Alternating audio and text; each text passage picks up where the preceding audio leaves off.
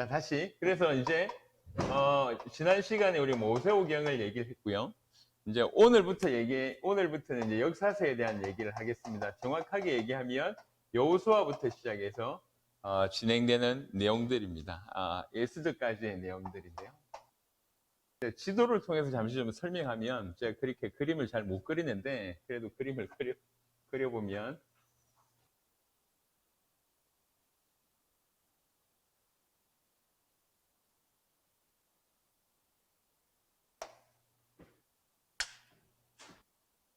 이게 지중해라고 하는 곳이고요. 오늘날 말하는 이스라엘이 이쪽에 있는 겁니다. 이렇게. 여기가 이집트고요. 애굽이라고 얘기할 수 있습니다. 그래서 출애굽을 할 때 노선을 얘기하자면 이게 지금 홍해예요. 홍해인데 이게 홍해가 희한하게 돼 있는 게 이렇게 두 개 이렇게 튀어나와 있습니다. 홍해. 여기가 홍해입니다. 그래서 이제 이 모세오경의 역사는 어디냐면 이제 그 아브라함을 통해 가지고 갈대아 우르에서 이렇게 가나안 땅에 왔다가 여기서 살다가 이제 요셉을 통해 가지고 애굽으로 이제 인도하게 되고요. 들어가게 되고 여기가 창세기까지라고 얘기하면 그 다음부터는 이제 애굽에서 빠져나오는 겁니다. 출애굽. 그래서 애굽에서 빠져나와서 제일 먼저 걷는 게 홍해입니다. 이 홍해를 보통은 요쪽에 있는 홍해라고 이제 생각을 하는 경우들이 많은데, 다음에 좀 자세하게 얘기를 좀 하겠지만, 요 홍해를 걷는다고 얘기했을 때 뭐가 어디를 놓치게 되냐면, 시내산이 어디며, 광야가 어디냐, 요런 좀 고민이 됩니다. 근데 이제 역사적으로는 여기라고 얘기하지만, 최근에 좀 밝혀진 바에 의하면, 요쪽으로 건넌 게 아니라 이렇게 건넜을 것이다. 요 홍해를 건넜을 것이다. 그래서 여기가 미디안 광야고 뭐 이렇게 광야 400년 그게 요 배경을 얘기하고 있습니다. 이게 이제 지난 역사적으로 얘기할 때는 출애굽하고 그 다음에 여기 광야에서 지내던 요런 때까지가 이제 모세오경으로 크게 얘기하자면 그렇습니다. 그러니까 원래 아브라함이 이 갈대아 우르에 있었는데 이게 두 강이에요. 티그리스 유프라데스 강이라고 하는 강이고 아마도 에덴이 요 근처에 있지 않았을까 뭐 이런 얘기도 합니다. 여튼 갈대아 우르에 있는 아브라함을 여기서 여기까지가 여기가 우르라고 얘기할 때 이까지가 약 1400km 정도 됩니다.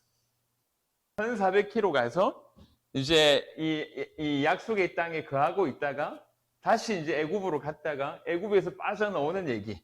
그래서 광야에서 지냈던 얘기가 모세오경까지의 얘기입니다. 자, 지금부터는 뭐 할 거냐면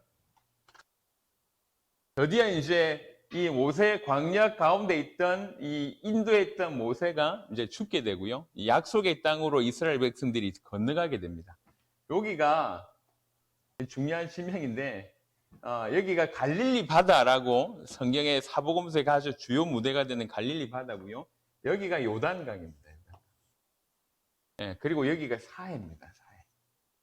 이스라엘 백성들이 애굽에서 빠져나올 때는 홍해를 건너게 되고요. 이렇게 빠져나왔다고요. 그리고 가나안 땅에 들어갈 때는 여기를 건너라고 합니다. 똑같은 믿음으로. 이 얘기는 제가 조금 이따 하겠습니다.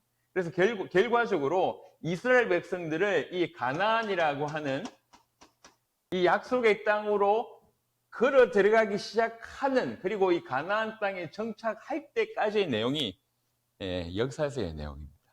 지금의 이스라엘이 여기죠. 그래서 여기 광야까지 인도하는 모든 얘기는 모세 중심으로 여기까지 왔고 이제 모세가 죽은 이후에 여기에서 본격적으로 이 안으로 들어가서 여기에 정착하는 내용 이게 이제 역사서의 주 배경이 됩니다. 여호수아가 이렇게 들어가게 됐을 때 여기에는 7족속 31명의 왕이 여기 버티고 있었어요. 그 배경으로 크게 얘기합니다. 다시 정신을 그림을 그려놓고 이해가 쉽게 그림을 좀 그려놓은 것 같은데 더 좀 헷갈리게 한 것 같은데요. 다시 좀 설명을 하면 원래 하나님께서 갈대아 우르에 있던 아브라함을 부르셔서 창세기 12장에 내가 지시할 땅으로 가라 라고 얘기했을 때 믿음으로 순종해 갔어요. 그게 아브라함입니다. 이게 약 1400km예요. 보통 거리가 아니에요. 근데 오직 하나님만 믿고 여기까지 가게 된 거죠. 그래서 여기에서 정착하고 있을 때에 그래서 아브라함부터 시작해서 그 다음에 이삭, 그다음에 야곱 이렇게 하고 있다가 결국 이제 요셉 시대에 와서 요셉 때문에 이 가게에 있던 한 약 70명의 사람들이 애굽의 고센이라고 하는 땅으로 이주하게 되고 430년 만에 애굽의 핍박으로 인해서 이제 빠져나오게 됩니다. 빠져나왔을 때 하나님께서 홍해 갈라는 기적을 허락하셨어요. 그래서 빠져나와서 이 광야길에서 약 40년 동안 이 광야길에서 지내면서 성막부터 시작해서 하나님께 예배하는 방법을 배우게 됩니다. 그리고 나서는 다시 원래 하나님께서 아브라함에게 주시고자 하는 이 땅을 건너가야 되는 것이죠. 그러니까 건너갈 요 무렵에 하나님께서 모세를 데려가십니다. 그리고 모세의 후계자라고 얘기하는 여호수아라고 하는 사람이 딱 등장하게 되면서부터 역사서가 시작이 되는 거예요. 지도에 대해서 잠시 이렇게 말씀을 드렸고요. 자, 여호수아에 대한 얘기를 간략하게 좀 보겠습니다. 사실은 내용들이 굉장히 많아요. 근데 아주 재밌는 내용들이 많습니다. 근데 이 모든 것들이 우리에게 뭘 설명하냐면 항상 성경은 요한복음 20장 31절이라고 하는 것에 방향성을 가지고 얘기합니다. 성경을 주신 이유는 간단하게 얘기하면 우리 인간을 구원하기 위함이거든요. 근데 어떻게 구원을 받냐? 그 방법이 뭐냐라고 얘기할 때 오직 성경은 메시아를 통해서만 구원하겠다 이렇게 얘기하고 있습니다. 우리가 구원을 받아야 되는데 내가 너희를 구원하겠다. 이것이 성경의 기록의 목적이고 어떻게 구원할 거냐? 메시아를 통해서 구원하겠다. 그래서 구약에는 이 메시아가 오실 것에 대한 얘기를 하고 있고 신약에는 그 메시아가 오셨음에 대한 얘기를 하고 있는데 누가 메시아냐? 예수가 메시아구나. 그래서 성경은 예수라고 하는 사람이 그리스도 메시아이심을 믿어서 구원받게 하는 책이 성경입니다. 이게 방향성이에요. 그래서 처음부터 이쪽으로 계속 그러니까 모든 구약에 있는 모든 사건이나 사람이나 아니면 여러 가지 특별한 예들이 전부 다 뭘 얘기하고 있냐면 결국 예수님 얘기를 하고 있는 겁니다. 그래서 성경을 읽으면서 그냥 역사만 읽으면 놓치는 거예요. 인물만 얘기하면 놓치는 거예요. 이게 인물과 역사를 통해서 뭘 얘기하고자 하는지 핵심을 놓쳐버리면 다 놓치는 겁니다. 다르게 이 방향을 회복하고 있으면 인물이나 역사라고 하는 것들이 다 살아나게 되는 것이죠. 이제 우리 준비가 끝났나요? 예, 눈이 부시네요. 자, 이제 여호수아에 대한 얘기를 해보겠습니다. 여호수아는 모세라고 하는 사람의 후계자입니다. 모세는 지난번에도 말씀을 드렸지만 이스라엘 백성들의 최고의 지도자입니다. 애굽이라고 하는 곳에서 이스라엘을 끄집어낸 그리고 광야 40년 동안을 이스라엘 백성들을 끌고 간 시내산에서 하나님과 직접 대면하면서 약속을 받아낸 최고의 지도자죠. 이 모세가 이제 지금까지는 광야길에서 왔는데 지금부터는 이제 건너서 가나안을 정복해야 되잖아요. 광야길은 그냥 어떻게 보면 조금 쉽게 얘기하자면 그냥 가면 돼. 근데 이 가나안 땅 점령할 때 이제 싸워야 된다고요. 군사 훈련을 해본 적이 없어요. 이 광야길에서 무슨 일이 벌어졌냐면 이스라엘 백성들이 여기서 빠져나왔을 때 숫자를 세보니까 싸움할 만한 숫자들이 60만 명이었습니다. 애굽에서 빠져나왔을 당시에. 그런데 60만 명이 빠져나와서 시내산에서 2년 동안에 하나님의 말씀을 듣고 나서 이제 본격적으로 정복하러 가자라고 얘기를 하는데 그러면 일단 정탐을 해야 되지 않겠냐. 그래서 12지파에 한 명씩 뽑아서 12명을 여기에 먼저 보내는 거예요. 보내고 나서 이제 12명이 돌아왔네요. 돌아와서 이제 막 이렇게 보고를 하는데 10명과 2명이 완전히 상반된 견해를 얘기합니다. 10명은 가보니까 여기 땅에는 정말 거인들이 살고 과일들도 너무 크더라. 심지어는 포도 한 송이를 장정 2명이 메고 왔으니까 절대로 우리가 이 땅을 정복할 수 없다. 우리가 볼 때 우리는 저들 앞에 메뚜기더라 이렇게 얘기합니다. 이게 10명의 보고예요. 이 2명이 누구냐면 여호수아와 갈렙이라고 하는 사람이에요. 이 여호수아와 갈렙은 그 얘기를 듣고 옷을 찢습니다. 옷을 찢는다는 얘기는 억울하다 이런 표현도 있지만 의분이 날 때 딱 옷을 찢는 거예요. 그러면서 뭐라고 얘기하냐면 전혀 다른 얘기를 하는 거예요. 우리가 가보니까 이들의 신은 이들에게서 떠났다. 그리고 하나님은 우리와 함께 계신다. 그래서 제발 불신앙하지 말고 불평하지 마라. 하나님이 틀림없이 우리를 인도하실 것이다. 라고 두 명의 신앙 고백을 그렇게 하게 됩니다. 그러니까 그때 이 10명과 이 10명의 보고를 들었던 이스라엘 모든 사람들이 죽이려고 하는 거예요. 모세를 비롯해서. 그때 하나님께서 이제 등장하시죠. 그러면서 뭐라고 얘기를 하고 있냐면 이게 이제 정탐한 날수가 40일이에요. 하루를 1년으로 쳐서 너희 이제 앞으로 40년 동안 광야길에서 이렇게 죽게 될 것이다. 40년 동안 방황하게 될 것이다. 그리고 이 사람들이 불평했던 게 뭐냐면 우리 새끼들 어떻게 되겠냐 이렇게 얘기했어요. 우리는 그렇다 치더라도 못 당할 건데 우리 새끼들 어떻게 되겠냐 그 얘기를 오히려 하나님께서 돌리셔서 얘기합니다. 니네가 그렇게 걱정하는 니네 새끼들, 니네 자녀들은 가나안 땅에 들어간다. 하지만 니네는 못 들어가. 그래서 결과적으로 40년 지나면서 어떤 일이 벌어졌냐면 60만 명 싸움할 만한 남자들의 숫자 60만 명이 광야길에서 다 죽게 됩니다. 다 죽게 되고 오직 여호수아와 갈렙만 살아남고 원래 싸움할 만한 숫자 안 됐던 20살 밑으로 있던 그런 이 사람들이 있잖아요. 그런 사람들이 자라나게 되죠. 그래서 다시 가나안 땅에 들어가려고 숫자를 세보니까 또 약 60만 명이에요. 거의 숫자가 비슷해진 거예요.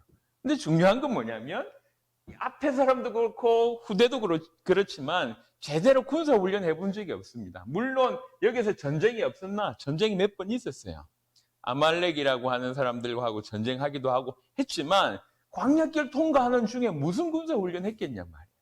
어떻게 보면 광야길 통과할 때보다 더욱 필요한 때가 언제냐? 이제 가나안 땅에 들어가야 될 때 더욱 필요한데 하나님이 여기에서 모세를 그냥 풀러가 버리십니다.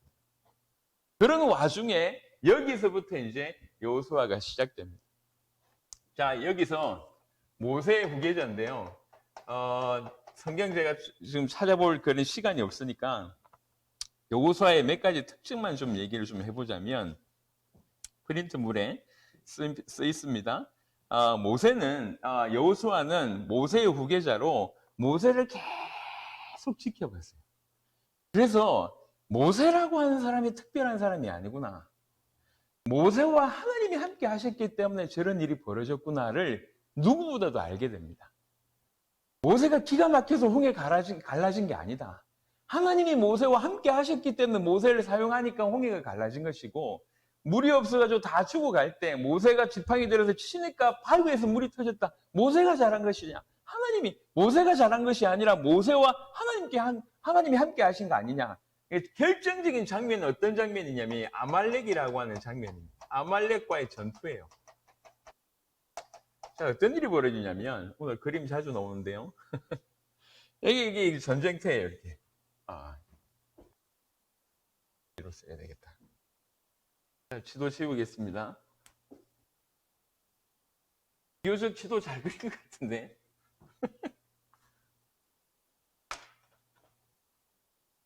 잘 지워지니까 좋네요. 자, 여기가 산 꼭대기고요. 여기가 전쟁터예요. 이 아말렉이라고 하는 민족들하고 전쟁이 벌어졌어요. 전쟁이 벌어졌을 때 이 아말렉하고 실제로 전쟁했을 때 밑에서 전쟁터의 지휘관이 누구냐? 여호수아입니다. 여호수아는 백성들을 끌고 가서 막 전쟁을 하고 있었어요. 그때 모세는 어디 있었냐? 이 산꼭대기에 있어요. 모세의 산꼭대기에 이렇게 있다고. 근데 성경 자세하게 보면 무슨 일이 벌어지냐면 전쟁이 어떻게 해서 이기게 되냐면 하나님께 기도하려고 모세가 손을 올리면 전쟁이 이기고 모세가 손을 내리면 전쟁이 지는 거예요. 그래서 모세의 손 양쪽에 이렇게 이만큼 이렇게 어느 정도 이 높이를 쌓고 한쪽에는 아론, 한쪽에는 훌이 모세의 손을 잡아줘요. 힘이 빠질 거 아니에요. 양쪽에서 손을 잡아줘요. 이 상태에 계속 있다 보니까 결국 아말렉과의 싸움에서 이기게 됩니다. 이걸 누가 경험하게 되냐? 여호수아가 경험하게 돼요. 아니 자기 힘이 아니었구나. 자기는 열심히 가서 뭐 지금 창으로 찌르고 칼로 베는데 자기가 잘해가지고 이긴 게 아니라 저 모세가 간절히 하나님께 기도할 때 이기고 아닐 때는 지는구나. 이걸 누가 경험했냐? 여호수아가 경험하게 됩니다. 40년 동안 모세 따라다니면서 뭘 봤냐면 하나님이 모세와 함께하면 어떻게 되는지를 계속 배웠어요. 그리고 성막이라고도 하기도 하고 또 어떤 경우 약간 좀 다르기도 하고 같기도 한데 회막이라고 하기도 하는데요. 이렇게 이스라엘 백성들이 이렇게 진을 치잖아요. 진하고 진을 칠 때 이렇게 항상 이 성막 중심으로 진을 칩니다. 이렇게 세 개 이렇게 진을 치는데 하나님께서 모세와 이제 함께 하실 때 모세가 자주 회막에 들어가서 기도하는 장면이 이렇게 나와요.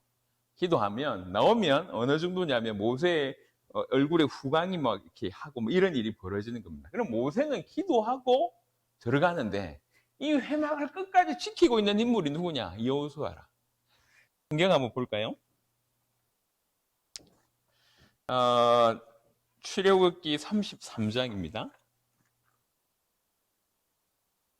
출애굽기 33장 7절부터 보겠습니다. 출애굽기 33장 7절부터 찾으셨나요?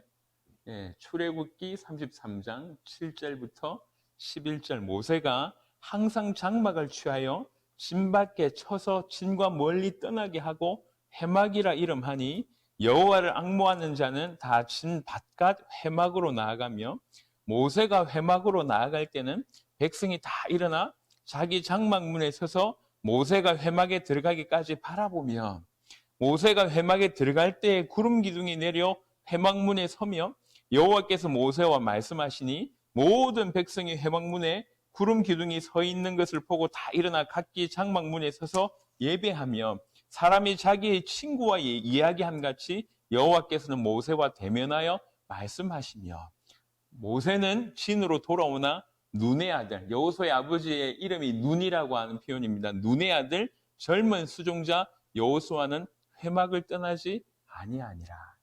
그러니까 회막에 들어가서 정말 하나님과 기도하고 뭐 친구하고 대화하는 것처럼 기도하는 이럴 때 하나님의 영광이 막 임하잖아요. 그걸 백성들이 보고 있어요.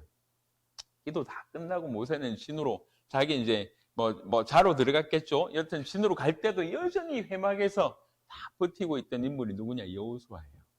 그러니까 여호수아가 딴 게 아니라 아주 중요할 때마다 모세에게 행하신 하나님의 역사를 본 거죠. 자, 그러다가 이런 상황 가운데 이제 가나안을 들어가야 돼요. 가나안을 들어가야 되니까 모세 같은 경우에는요, 정말 많은 기적을 일으킨 주인공이거든요. 예, 구름 기둥, 불 기둥부터 시작해서 반석에서 물을 내기도 하고 만나를 경험하기도 하고 뱀에 물린 자들에게 노뱀 들어가지고 쳐다보면 낫게 하고 정말 말도 안 되는 일들이 엄청난 능력의 지도자가 사실은 모세였습니다. 그러니까 지금 가장 필요한데 이제 가나안 땅을 들어가야 되는데 하나님께서 모세를 데려가 버렸어요. 그때 당시에 아까 말씀드렸지만 싸움할 만한 사람들만의 숫자가 60만 명입니다. 어떤 분들은 뭐라고 얘기하냐면 그때 우리처럼 자녀를 한두 명 낳았겠냐. 평균 서너 명 낳지 않았겠냐 얘기해요. 그러니까 뭐라고 계산하냐면 노인들 어린애들 일단 다 빼고 남자 60만 명이라고 하는 것은 여자도 그 정도 되지 않겠냐. 그럼 부부가 120만 명이다. 그럼 애들 서너 명 낳았다 치면 거의 한 400만 명 가까이 되지 않겠냐라고 유추하기도 합니다. 보통은 한 200만 명 이렇게 보기도 합니다. 200만 명인지 400만 명인지 그 이상인지 모르겠지만 이 엄청난 인원들을 데리고 가나안이라고 하는 곳에 들어가서 여기에 있는 31명의 왕, 31개 나라죠. 7족속, 7민족이 31개 나라를 이렇게 이루고 있는 여기에 들어가서 정복을 해야 돼요. 그런데 갑자기 하나님께서 모세를 데려가 버렸어요. 그래놓고 갑자기 뜬금없이 여호수아한테 얘기합니다. 네가 맡아라라고 얘기하는 거예요. 이 여호수아가 기가 막힌 것이죠. 여호수아도 기가 막히지만 누가 불안할 것 같습니까? 이스라엘 민족이 충분히 동요할 수 있습니다. 가장 필요할 때 모세가 사라졌다고요. 자, 이럴 때에 주시는 메시지가 1장입니다. 이게 지금 우리한테 굉장히 큰 메시지가 됩니다. 여호수아 1장 우리가 앞으로 이런 일들을 경험할 수가 있거든요. 우리 인생 자체가 이럴 수가 있다고요. 여호수아 1장 보면 여호와의 종 모세가 죽은 후에 여호와께서 모세의 수종자 눈의 아들 여호수아에게 말씀하여 이르시되 내 종 모세가 죽었으니 이제 너는 이 모든 백성과 더불어 일어나 이 요단을 건너 내가 그들 곧 이스라엘 자손에게 주는 그 땅으로 가라. 내가 모세에게 말한 바와 같이 너희 발바닥으로 밟는 곳은 모두 내가 너희에게 주었노니. 과거형으로 현재 완료형으로 썼습니다. 줄 것이다 라고 얘기하지 않아요. 주었다 이미 이렇게 선포하십니다. 사실에 곧 광야와 이 레바논에서부터 큰 강 곧 유브라데 강까지 핵족 속에 온 땅과 또 해지는 대까지 너희의 영토가 되리라. 그러면서 5절부터 이렇게 얘기합니다. 너의 평생에 너를 능히 대적할 자가 없으리니 내가 모세와 함께 있었던 것 같이 너와 함께 있을 것이니라. 저는 이 구절을 읽으면서 이 말이 너무 부딪혀 봤어요. 내가 만약에 여호수아라고 얘기할 때 딴 게 필요한 게 아니에요. 돈이 필요한 것도 아니고 지혜가 필요한 것도 아니에요. 뭐가 필요하냐? 40년을 봤다니까요. 모세를. 모세의 능력이 뛰어난 것이 아니라 하나님이 모세와 함께 하니까 저런 일이 벌어졌구나를 누구보다도 여호수아는 알았습니다. 근데 그 여호수아한테 뭐라고 얘기하냐? 내가 모세와 함께 했던 것 같이 내가 너와 함께 할게. 이렇게 얘기하는 거예요. 사실은 여기에서 모든 답이 그냥 끝난 거예요. 두려움이 없었겠냔 말이에요. 이게 지금 여기 안 들어가면 그냥 광야길에서 살 수가 없어요. 수천 년, 수백 년 살 수가 없다는 거지. 반드시 가나안을 정복해야 되는데 여기는 31명의 왕이 버티고 있습니다. 이겨낼 수가 없어요. 육신적으로 볼 때도. 그런데 무슨 말을 알아들었냐? 내가 모세와 함께 했던 같이 너와 함께 할 것이다 라고 하는 말이 여호수아에게 인생 전체의 큰 답이 됩니다. 큰 거 필요 없어. 이거면 돼. 이렇게 되는 거죠. 그러면서 내가 너를 떠나지 아니하며 버리지 아니하리니 강하고 담대하라. 너는 내가 그들의 조상에게 맹세하여 그들에게 주리라 한 땅을 이 백성에게 차지하게 하리라. 오직 강하고 극히 담대하여 나의 종 모세가 너에게 명령한 그 율법을 다 지켜 행하고 우로나 좌로나 치우치지 말라. 그리하면 어디로 가든지 형통하리니 이 율법책을 네 입에서 떠나지 말게 하며 주야로 그것을 묵상하여 그 안에 기록된 대로 다 지켜 행하라. 그리하면 네 길이 평탄하게 될 것이면 네가 형통하리라. 무슨 말이냐면 내가 너에게 하고 싶은 말, 내가 너를 인도하고자 하는 방향 여기에 다 담아뒀다. 그리고 네가 백성들을 인도해야 될 거 아니냐, 백성들을 제대로 교육시켜야 될 거 아니냐, 여기에 담아뒀다. 그러니 이것을 너의 인도의 어떤 책으로 삼아라. 흔들리지 말고 주야로 묵상해서 네 것으로 삼아라고 얘기합니다. 내가 너에게 명령한 것이 아니냐, 강하고 담대하라. 두려워하지 말며 놀라지 말라. 네가 어디로 가든지. 또 얘기합니다. 네 하나님 여호와가 너와 함께 하느니라 하시니라. 사실 이 말을 오늘날 대부분의 사람들은 이해를 못해요. 이게 얼마나 큰 말인지, 하나님께서 내가 너와 함께 하겠다고 하는 말이 얼마나 큰 말인지 이해를 못합니다. 그런데 여호수아는 그 한마디 말을 지난 40년 동안 이해를 한 사람이에요. 이거면 된다는 거죠. 살아계신 창조주 하나님께서 나에게 보증만 해주시면 된다. 내가 너와 함께 하겠다. 이 말만 있으면 된다. 그 이후에는 여호수아가 이 말 듣고 나서 더 이상 고민해 본 적이 없어요. 모세는요, 처음에 부르심을 받을 때 핑계를 많이 댑니다. 말을 못 합니다. 보낼 자를 보내소서. 내가 가서 나에게 나타나신 당신을 누구라고 얘기합니까? 오만 핑계를 대는데 여호수아는 그런 핑계가 없어요.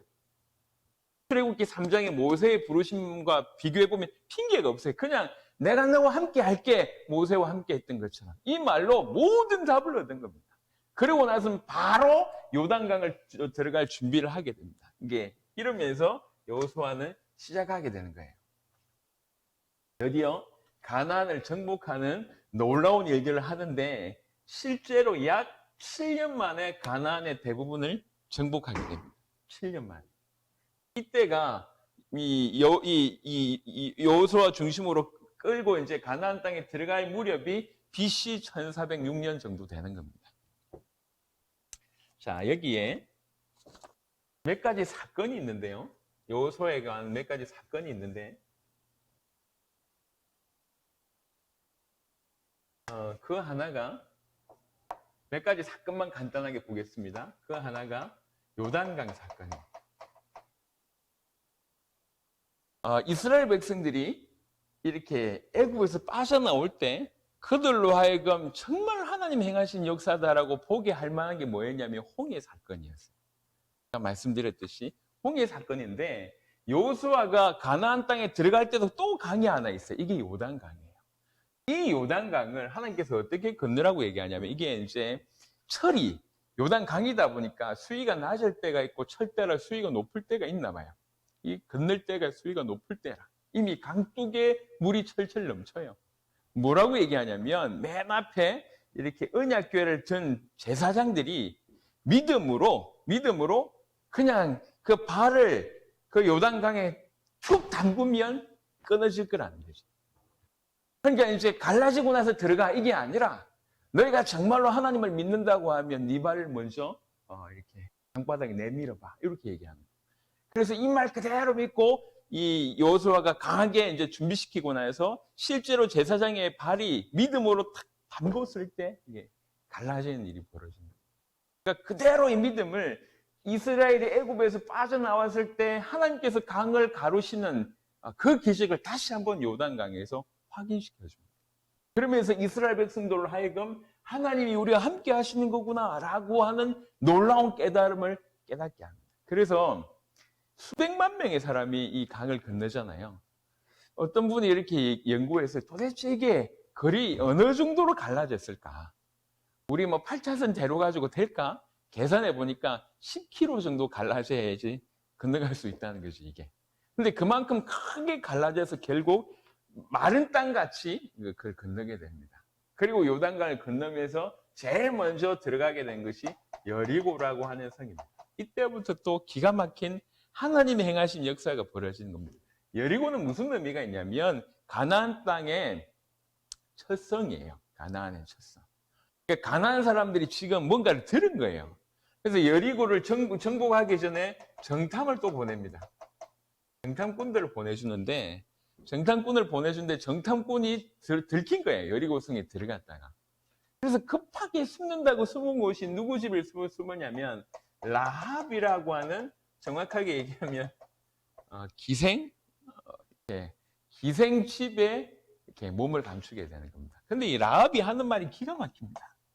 라합이 이 여리고 성에 사는 라합이라고 하는 사람이 뭐라고 얘기하냐면 우리가 당신들에 대한 얘기를 들었다. 우리가 당신들에 대한 얘기를 40년 동안 광야길 뚫고 오고 불기둥, 구름기둥에 대한 얘기를 들었다. 정말로 당신들의 신은 상천하지의 유일한 하나님이다. 우리 신은 뭐 비교할 수가 없다. 그래서 지금 우리 모든 여리고 사람들의 마음이 이미 다 이렇게 쫄았다. 완전히 이렇게 쫄아버렸다. 어떻게 할 수 없는 상태다. 그러면서 라합이 얘기합니다.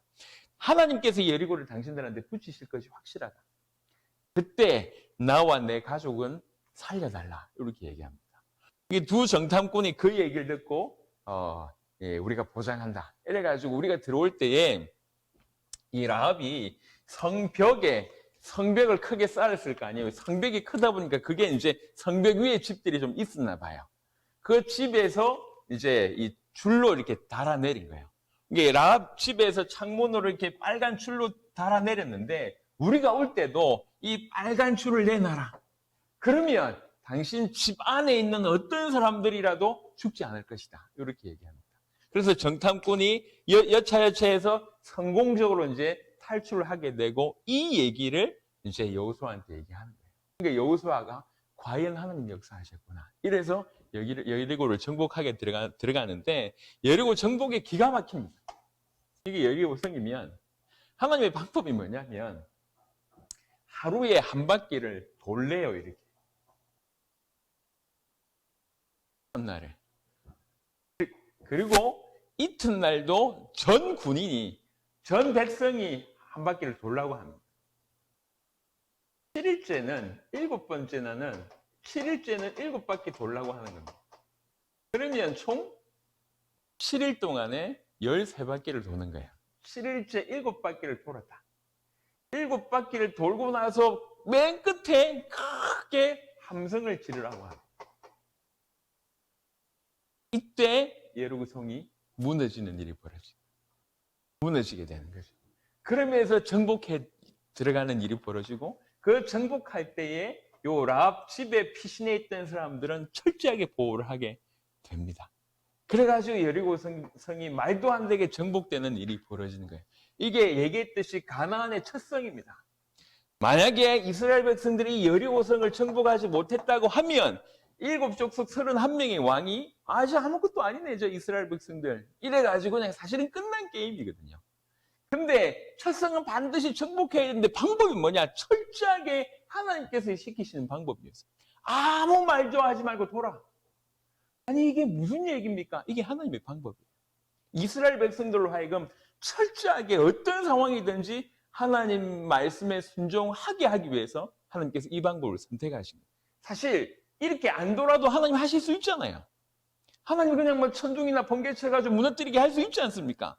어떤 과학자들은 또 뭐라고 얘기하냐면 한꺼번에 소리 질렀을 때 이 음파가 굉장히 힘이 있으니까 그 음파 때문에 여리고성이 무너졌다고도 얘기합니다. 안 믿기나 봐요, 여튼.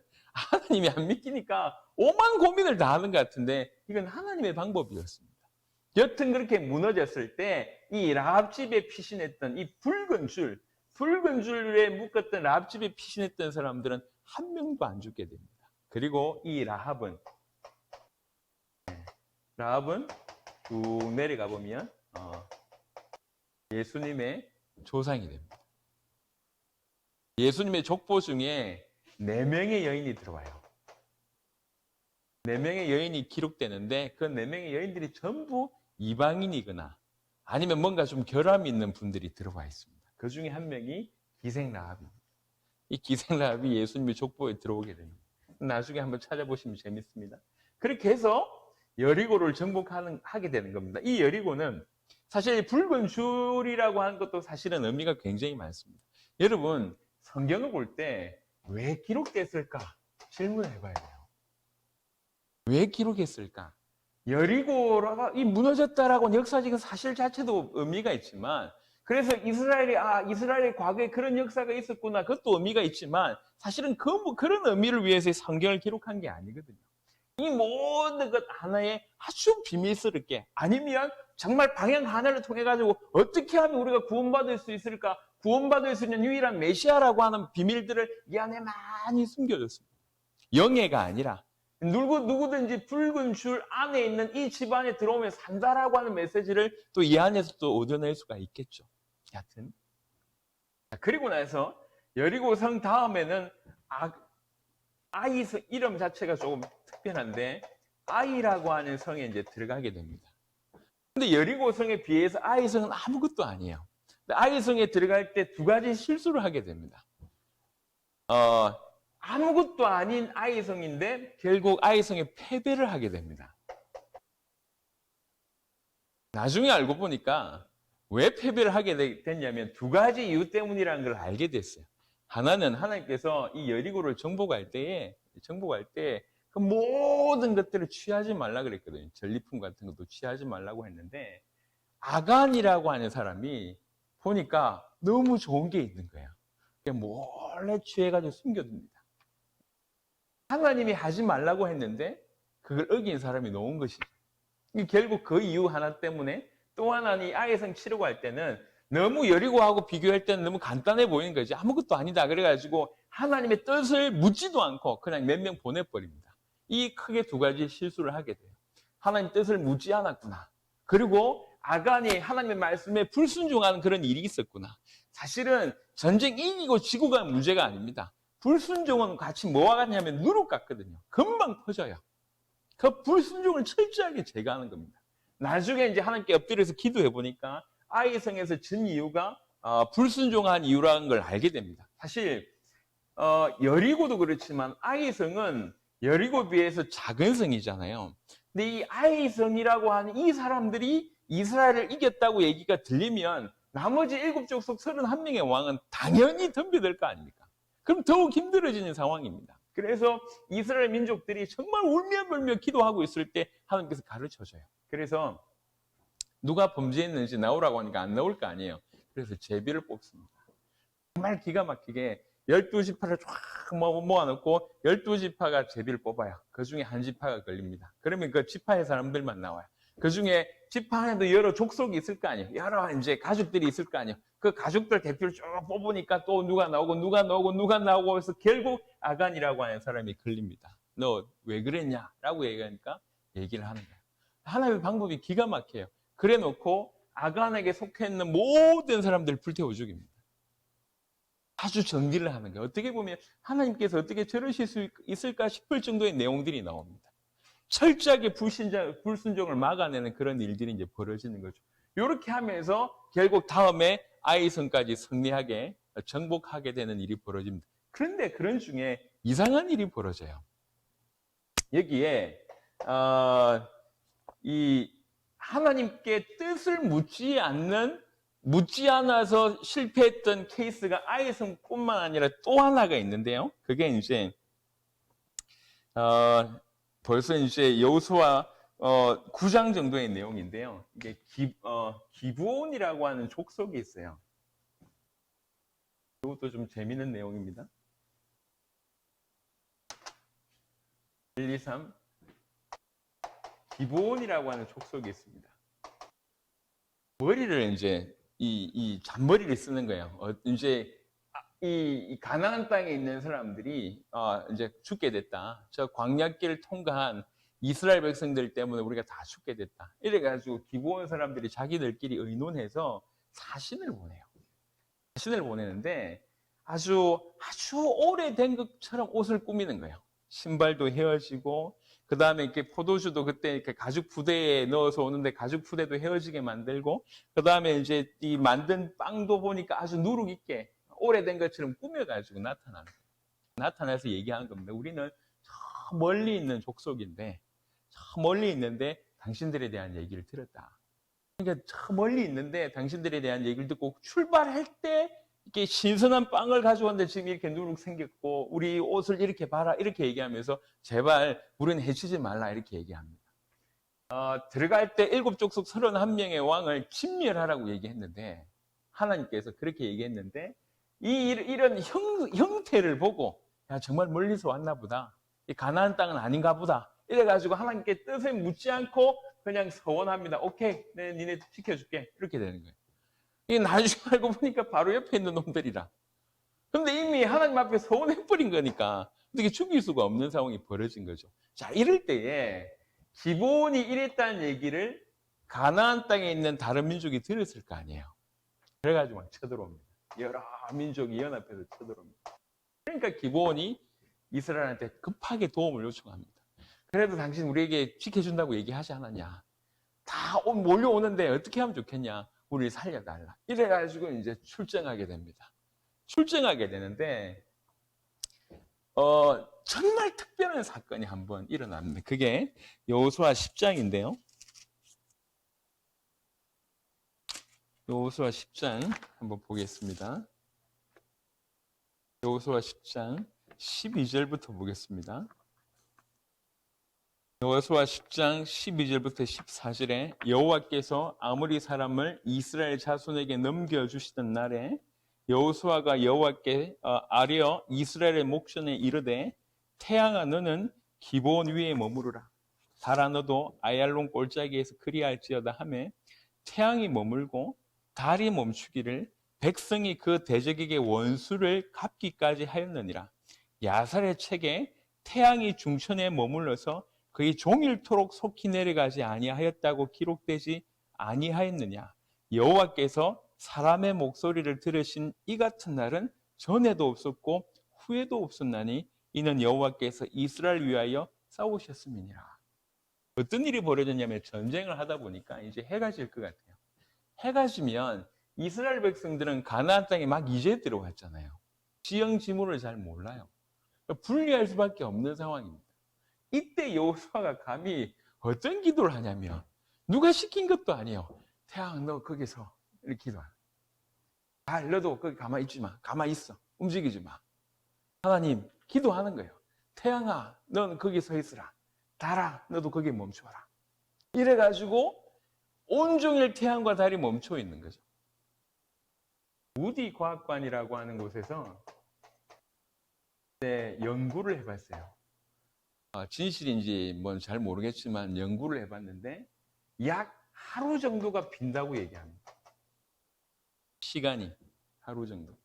성경에 보면 태양이 머물렀다고 하고 오히려 전으로 돌아갔다고 하는 사건이 몇 번 나옵니다. 그 중에 하나가 이 사건이고 또 하나가 히스기야 사건입니다. 오히려 태양이 그림자가 이렇게 져야 되는데 기도로 거꾸로 가게 되는 일이, 태양이 거꾸로 돌아가는 그런 일이 벌어진 거죠. 우리는 지구와 우주 만물을 아무것도 아닌 양 그분에게서는 상식적으로 행하시는 우리는 그런 하나님을 믿습니다. 하나님은 그런 능력이 있는데 중요한 것은 이 여호수아가 그렇게 기도했다는 거예요. 그게 대단한 겁니다. 어떻게 그런 생각을 할 수 있었을까? 그냥 우리는 하나님 좀 이기게 해주세요 이렇게 얘기할 거 아니에요. 하나님 어떻게 좀 해주세요 이게 아니라 너무나 천하 만국 전 우주를 통치하시는 하나님이심을, 그리고 그 하나님이 당신과 함께 한다라고 하는 사실을 진실로 믿었기 때문에 태양도 복종할 수 있고 달도 복종할 수 있다고 여호수아는 믿은 거예요. 이 여호수아가 그렇게 기도했는데 결국 여호수아 기도로 말미암아 하나님은 응답하셨고 이 민족과의 싸움에서 승리하게 됩니다. 그래서 성경은 뭐라고 얘기하냐면 전에도 없었고 후에도 없은, 이걸 가지고 전무후무한 이렇게 표현하잖아요. 전무후무한 기적을 여호수아에게 허락하십니다. 그래서 여호수아가 이 정복이 사실은 가나안 땅 전체 중에 거의 중부를 먼저 정복을 합니다. 그리고 나서는 북부와 남부를 정복해 가기 시작하면서 이스라엘 백성들에게 제비를 뽑게 합니다. 각각 제비를 뽑아가지고 싸우지 않고 그 땅을 정복할 수 있도록 하는 것이 나머지 여호수아에 대한 얘기입니다. 그런데 자, 여호수아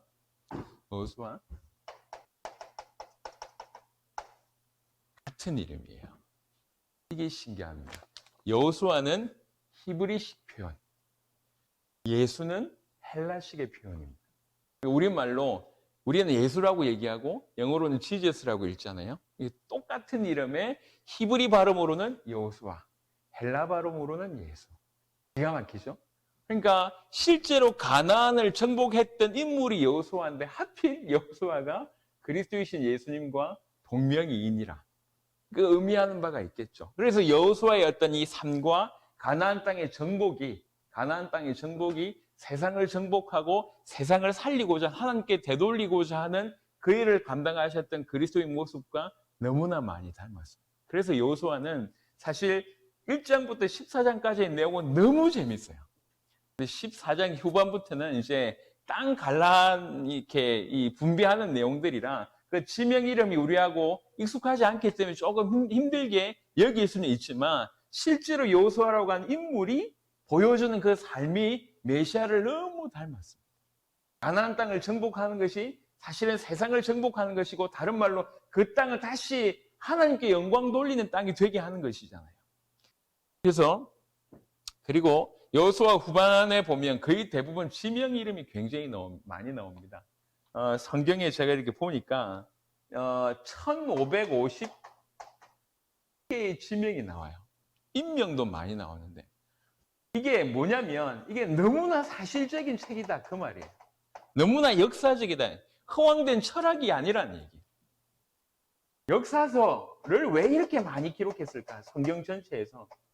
성경 전체 중에 역사서가 차지하는 비중이 굉장히 높거든요. 왜 그렇습니까? 하나님은 우리 안에 실제로 우리 인류의 역사와 함께 하심을 얘기하고 있습니다.